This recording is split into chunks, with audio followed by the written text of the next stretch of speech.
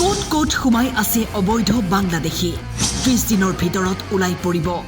এজনো অবৈধ বাংলাদেশী থাকিব নোৱাৰিব ৰাজ্যত 30 দিনৰ সময় বান্ধি দিলে কেন্দ্ৰই বাংলাদেশৰ পৰা কেনেকৈ আহিছে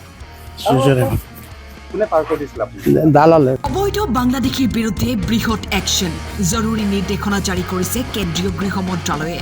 অপাৰেশ্যন সিন্দুৰৰ পিছত যিদৰে পোহৰলৈ আহিছিল ভাৰতৰ চুকে কোণে শিপাই থকা পাকিস্তানী ঠিক একেদৰে এতিয়া 30 দিনৰ ভিতৰত এটা এটাকৈ চিনাক্ত কৰা হ'ব অবৈধ বাংলাদেশী আচৰিত কথা এয়াই যে অসমতো শিপাই গৈছে অবৈধ বাংলাদেশী আনকি আধাৰ কাৰ্ড ভোটাৰ আইডি পৰ্যন্ত বনাই লৈ প্ৰৱেশ কৰি গুমানি হওক মহম্মদ গুমানি গড় ক'ত বাংলাদেশৰ পৰা কেনেকৈ আহিছে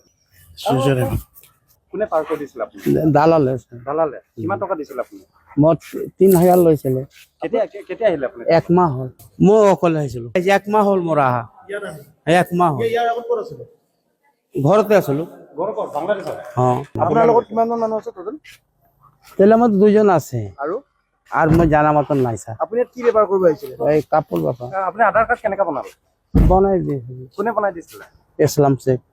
ক'ৰ হয় ক'ৰ মানুহজন ওষ্ট বেংগলৰ আপোনালোকে বাংলাদেশৰ পৰা মানে ভাৰত আৰু অসমলৈ আপোনালোকে কেনেকৈ আপোনালোকে সোমাইছে অকণমান কওকচোন তাৰ পৰা বৰ্ডাৰ পাৰ হৈছো